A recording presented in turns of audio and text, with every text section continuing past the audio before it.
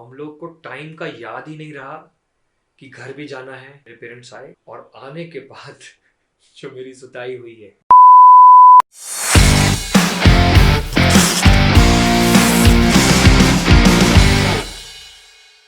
Hello बच्चों, आज हम अपने बारे में आपको बताएंगे। जो आपने क्वेश्चंस पूछे हैं, मैं आपको हर क्वेश्चन का जवाब दूंगा। हो सकता है आज के सेशन में सारे क्वेश्चंस का आंसर ना हो पाए पॉसिबल, बट आज नहीं तो कल I will give all the answers to you. ठीक है, हम शुरू करते हैं। तो सबसे पहले हीत ने एक क्वेश्चन पूछा है, sir if any topics of any subject you will not understand, then what did you do so that you understand them perfectly. मैं अपने लिए बताता हूं, जो भी कॉन्सेप्ट्स कभी भी मुझे कुछ समझ में नहीं आते थे तो मैं उनको ज्यादा टाइम देता था, क्योंकि मुझे ये पता है कि अगर मैं टाइम देता रहता हूं किसी चीज को तो हो सकता है वो आज समझ में ना आए, लेकिन कल, परसों, अगले दिन वो समझ में आ जाएगा। बस मुझे कीप ऑन ट्राइंग करते रहना है, समझने की कोशिश करते रहना है। तो ही इस बात पे आप भी ध्यान रखना, ये मेरा आपके लिए सजेशन भी है और मैं इसको हमेशा फॉलो करता हूं और मैंने इसमें सक्सेस भी पाया है इस बात से। अगर मुझे कोई चीज समझ में नहीं आ रही होती है तो I keep on trying to understand. उस कॉन्सेप्ट के मैं डिफरेंट तरीके से समझने की कोशिश करता हूं। कभी कभी एक तरीका अपने को ना क्लियर नहीं होता तो हम क्या करते हैं, दूसरे तरीके से समझने की कोशिश करते हैं, तीसरे तरीके से समझने की कोशिश करते हैं और तब जाके हमें वो क्लियर होता है। ठीक है, नितिश का एक क्वेश्चन है, sir what is your childhood memory that never made to forget you. आज का दिन जो है मकर संक्रांति का, ये दिन हमेशा मेरी लाइफ में बड़ा इंपॉर्टेंट रहा है, क्योंकि इसमें हमेशा पतंगे उड़ती रही हैं। तो मैं मेरठ का रहने वाला हूं। मेरठ में हम लोग मकर संक्रांति वाले दिन और बसंत पंचमी वाले दिन बहुत पतंगे उड़ाते हैं। इनफैक्ट वो पूरा मंथ बहुत पतंगे उड़ती हैं और I used to love this kite flying. तो मुझे हमेशा ये याद रहता है, मतलब ये मेमोरी तो मैं कभी भूलता ही नहीं। मैं बसंत पंचमी वाले दिन सुबह 5 बजे क्या, इनफैक्ट मैं आपको बताऊं, रात में मैं अपने सारे पतंगों में कन्ने बांध के सोता था। I hope you can understand when I am saying कन्ने बांध के, मतलब वो डोर लगा के एंड एवरीथिंग, ताकि सुबह मैं बिना टाइम वेस्ट किए पतंगे उड़ाऊं। तो that is something which is really, ingrained in my mind and I'm really happy whenever I think about it. For example, मैं बात कर रहा हूं ना, I'm feeling happy about it. तो इसलिए this is one of the best of memory in my life. मैं सुबह उठ के एकदम से बिल्कुल बिना कुछ सोचे अपना मंजा उचकी लेकर, पतंगे लेकर ऊपर चला गया और बस पतंगे उड़ाता रहा पूरा दिन। तो this happens actually every year because I love kite flying. ठीक है? Okay, let's see the next one. Palak is asking, sir, did you have any other aim when you were a kid or only being a teacher was your aim? If not, then which incident inspired you to become a teacher? देखो, जब मैं छोटा था तो मैं pilot बनना चाहता था। I wanted to be a pilot. I really love to, think about planes, flying and everything. But that time we really don't know what we will become. We really don't know. But what happened? As I grew up, जब मैं IIT की तैयारी करने का time आया, 9th 10th में जब हम शुरू हुए, तो मुझे मेरे बिग ब्रदर के फ्रेंड्स ने बताया IIT की आप तैयारी करो, अच्छी बात है। तो I started preparing for it because मुझे मजा आता था फिजिक्स में, केमिस्ट्री में, मैथ्स में और इन सब चीजों में बहुत मजा आता था पढ़ने में। मतलब I loved studying. Let me be very frank here. I loved studying. I loved learning. Always. तो जब मैं क्लास 11th में था और मैं कोचिंग कर रहा था, मैं पढ़ाई करता था अच्छे से, 11th में अच्छे से पढ़ाई करी, 12th में बहुत अच्छे से पढ़ाई करी। तो मैंने ये फील किया कि जब मैंने 11th 12th में पढ़ाई कर ली और मैं IIT में सिलेक्ट हो गया, मैं IIT में गया, तो मैंने ये फील किया कि मैंने जो अब तक की लाइफ लिव करी है उसमें मैं अपने टीचर्स को बहुत हाई रिगार्ड्स और हाई रिस्पेक्ट देता आया हूं और मैंने क्योंकि उनसे बहुत कुछ सीखा है। तो in the same way I really wanted to spread my knowledge. तो IIT में भी मैं अपने बैचमेट्स को I used to teach them because I loved studying. मैं सारी क्लासेस अटेंड करता था। मतलब I tell you, this is something people generally don't do, but in IITs many people bunk classes because they are very good people. They can always do things without any problem. So they don't used to attend all the classes, but I used to attend all the classes just for the fun of attending it. I tell you, I really loved listening to my teachers. तो मैंने उनसे बहुत कुछ सीखा है, बहुत कुछ. I generally tell this in the class also. तो मैंने उनसे इतना कुछ सीखा है और इसी प्रोसेस में ना मुझे दूसरों को क्लैरिटी देने में बहुत अच्छा फील होने लगा. यानी कि I wanted that everyone should get a clarity of things of whatever is going on, whatever is the question, whatever is the concept. तो इसीलिए मैंने क्या किया, मुझे पढ़ाने में मजा आने लगा. Although मैं सोचता था कि भाई मैं क्या करूंगा आगे लाइफ में, मुझे नहीं पता था, I really don't know. But somehow ना मैंने देखा लाइफ में आपको वो करना चाहिए जिसमें आपको मजा आए. और मुझे पढ़ाने में मजा आता था, मुझे समझाने में मजा आता था. तो I became a teacher. So touchwood, I am really happy with that. Thank you God for everything again. So that's why I'm saying, do what you like the most. Okay? Because whatever you will do in life, जो भी काम आप करोगे life में, आपको वो लंबे समय तक करना है. तो आप तभी कर पाओगे जब आपको उसमें मजा आता होगा. चलिए नेक्स्ट देखते हैं. नेक्स्ट अपने पास है आयुष का एक क्वेश्चन है. How one can start from zero to the level in which he can get any concept on his fingertips. क्या मतलब हुआ इस बात का? कैसे हम लोग जीरो से शुरू करके और उस पर मास्टरी कर लेते हैं. एक बच्चे ने और इसी टाइप का क्वेश्चन पूछा है. अब आप सोचो, exactly this is what I teach in the class. बेटा तुम लोग जब शुरू हुए थे न्यूटन लॉज ऑफ मोशन में, तो तुम्हें कुछ भी नहीं आता था, और आज तुम्हें न्यूटन लॉज ऑफ मोशन और फ्रिक्शन के बेसिक कॉन्सेप्ट बहुत स्ट्रांगली आते हैं. क्यों? क्योंकि step by step learning is always important. तो मैं अगर अपने लिए बताऊं तो मैं भी हमेशा से यही किया हूं. मतलब I am really fortunate that I got such teachers. ऐसे टीचर्स मुझे मिले हैं जिन्होंने मुझे स्टेप बाय स्टेप पढ़ाया. मतलब I am really grateful to God about this, क्योंकि स्टेप बाय स्टेप लर्निंग उन्होंने दी है. चाहे वो स्कूल में मेरे टीचर्स हों, चाहे वो मेरी कोचिंग में टीचर्स हों, और चाहे वो आईआईटी के टीचर्स हों.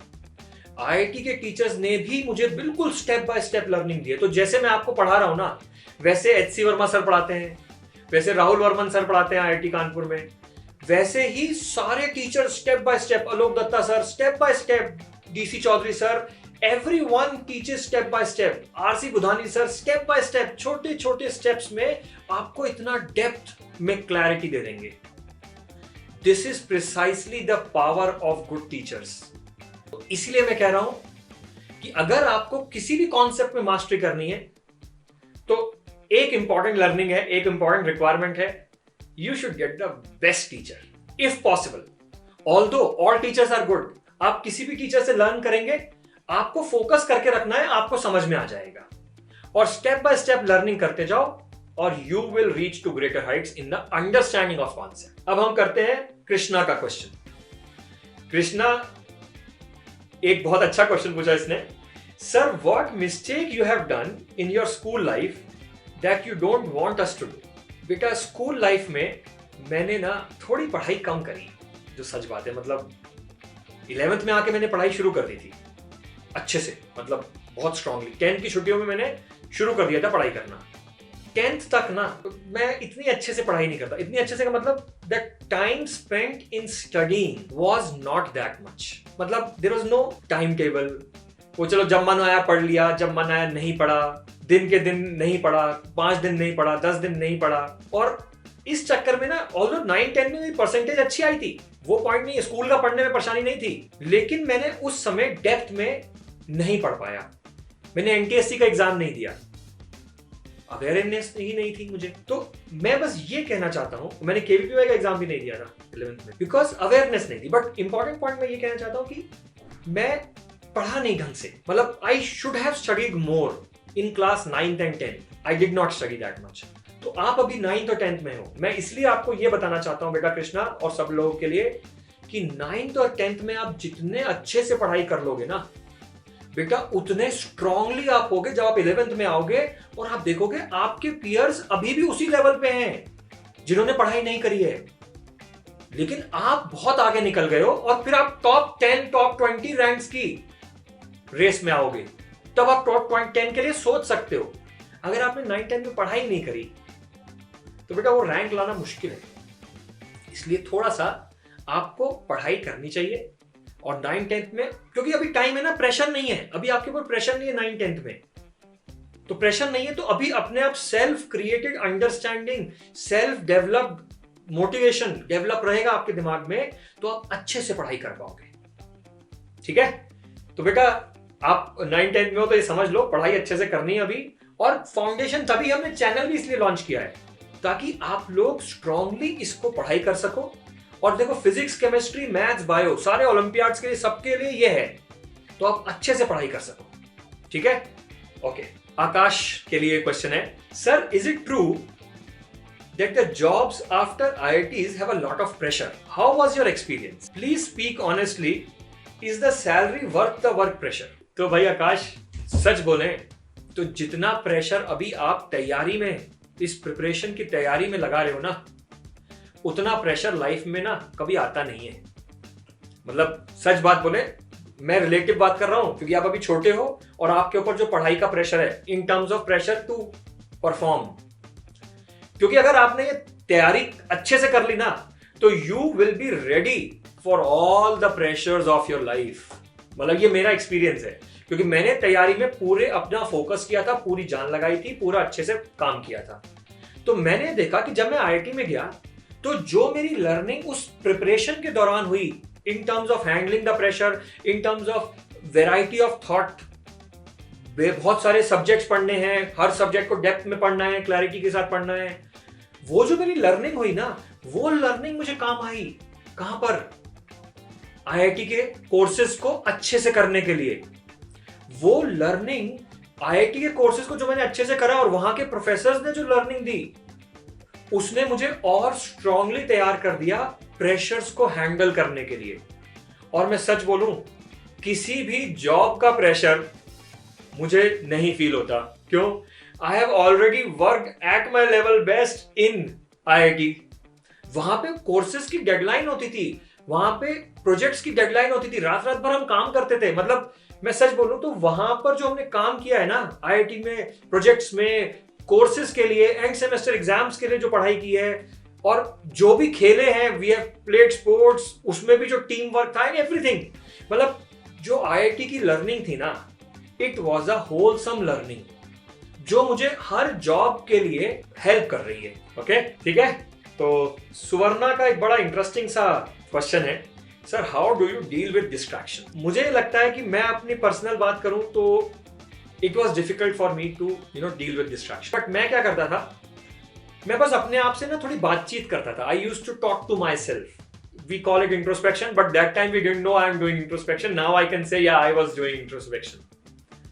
मैं ये सोचता था कि भाई देखो, मुझे पढ़ाई करनी है, मुझे क्वेश्चन सॉल्व करना है, ये मुझे काम करना है, तो मैं उठूंगा नहीं जब तक मैं कंप्लीट नहीं कर लूंगा।